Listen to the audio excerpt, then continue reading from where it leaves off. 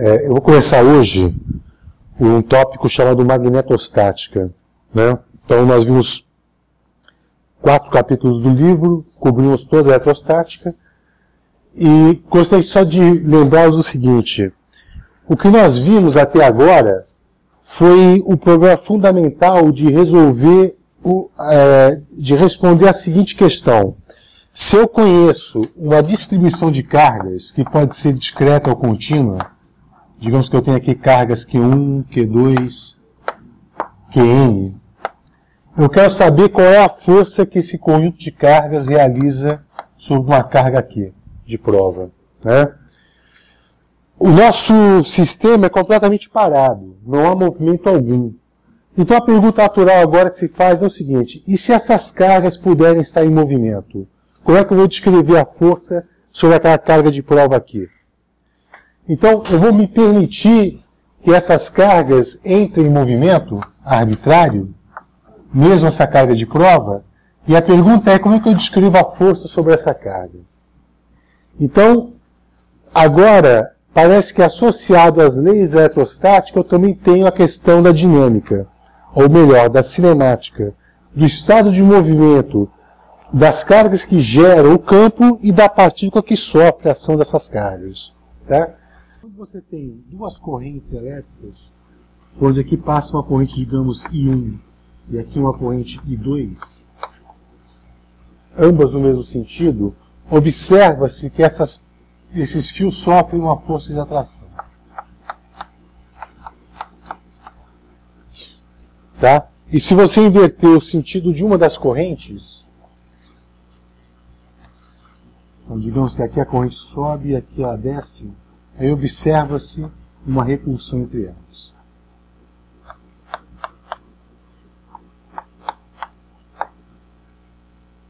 Tá? Esse é o fato, e ainda por cima, Ørsted percebe que uma bússola é defletida por um fio por onde circula uma corrente.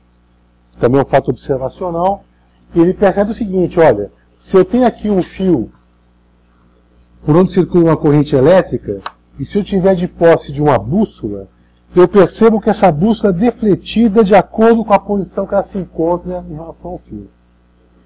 E ele percebe que as orientações da bússola são orientações em cima de círculos cujo centro é o fio. Né? É como se a bússola se orientasse de acordo com essa tangente a essas linhas desenhadas no quadro. E com essa visão empírica, descreve-se a força sobre a carga ou sobre o fio da seguinte maneira. Então você tem aqui o fato de que existe uma corrente passando.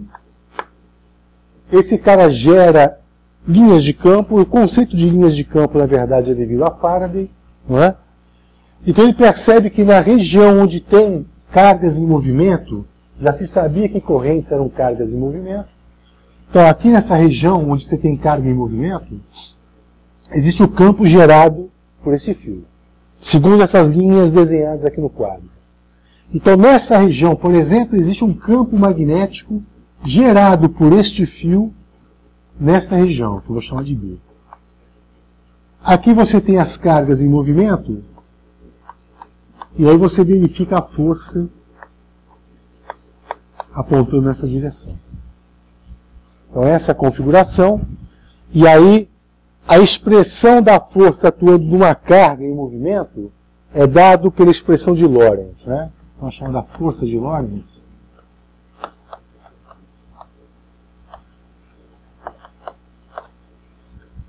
Que diz o seguinte: então, se eu tenho uma carga em movimento, essa carga está num campo magnético, a força que ela sofre é dada pela expressão F igual a Q V vetor B. Lembra disso? Então, essa força deve ser simultaneamente perpendicular a V e B ao mesmo tempo. O elétron foi descoberto em 1900. Então, a teoria de que existiam cargas elementares é de uma certa forma recente. Então, quando você diz, existem corpos em movimento aqui dentro, você sequer sabe se são discretos ou contínuos. Se é um fluido como água, por exemplo, que está em movimento, ou se são cargas elementares. Então, bom, enfim, Não importa, eu sei que alguma coisa se movimenta aqui dentro, pode ser um fluido, pode ser uma carga, né? E aí a expressão é essa aqui. Para cada elemento de carga, contínuo ou não, eu tenho aquela expressão. E se houver ainda força elétrica, junto ao campo magnético eu posso ter força elétrica, né? Então a chamada força eletromagnética é dado por F igual a Q que multiplica o campo elétrico, quer dizer, o termo de campo elétrico mais o termo de campo magnético.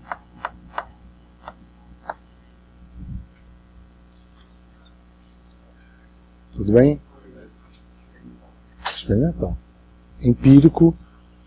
Quer dizer, veja, isso dava conta de você explicar a força entre dois fios. Esse é o problema a ser resolvido. Não havia carga elementar no movimento no campo magnético. Isso não tinha. Tubos de raios catódicos, por exemplo, J.J. Thomson, isso é 1900 e pouquinho. O que é a carga que tem movimento aqui dentro, por exemplo?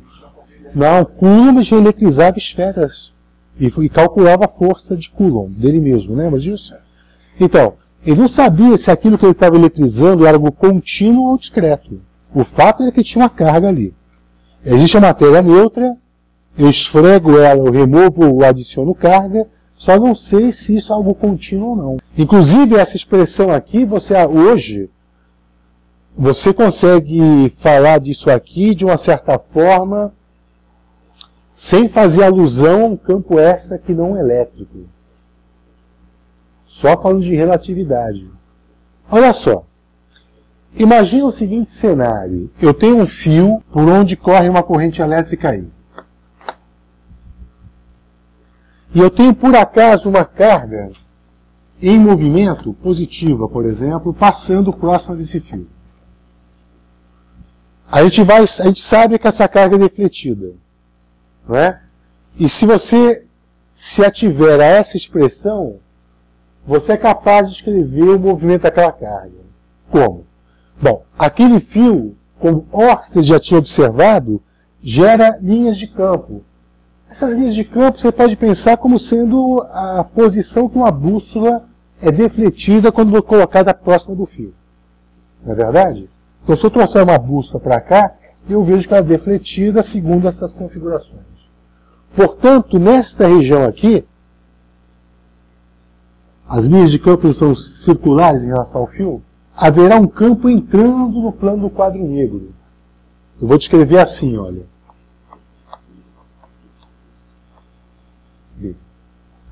E se você vir essa expressão, você percebe que a força deve ser perpendicular a V e a B ao mesmo tempo. Perpendicular a um vetor que entra no plano e um vetor horizontal. Então esse vetor deve ser vertical. Não é? E o sentido dele, bom, o sentido você faz o produto vetorial de V com B. V, vetor B que está entrando, dá uma força para cá.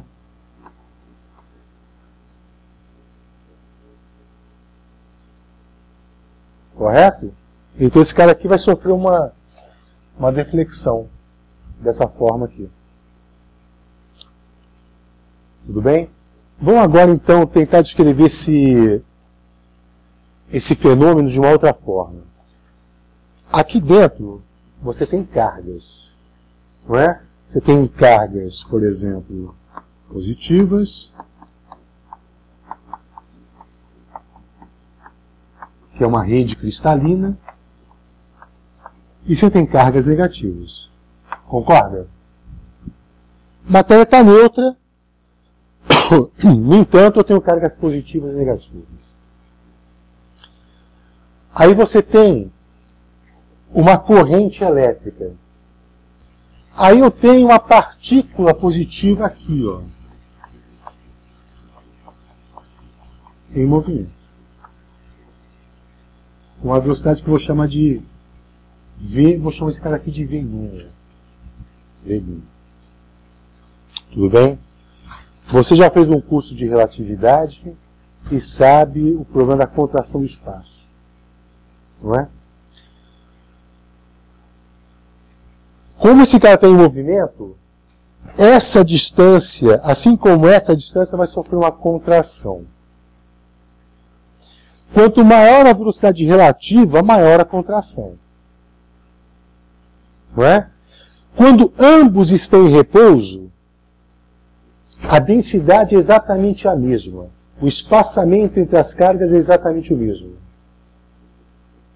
Mas quando existe movimento, existe contração do espaço.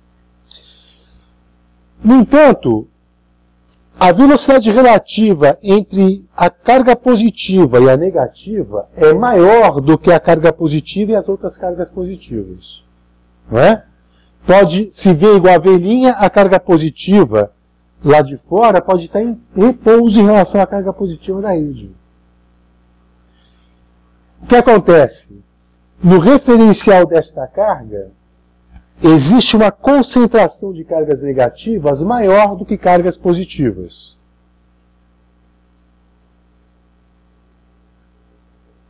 Você vê isso? Se existe uma densidade de cargas negativas maior do que cargas positivas, haverá uma carga efetiva negativa num certo espaço. E essa carga negativa vai atrair essa carga positiva. E ela vai ser defletida para cá.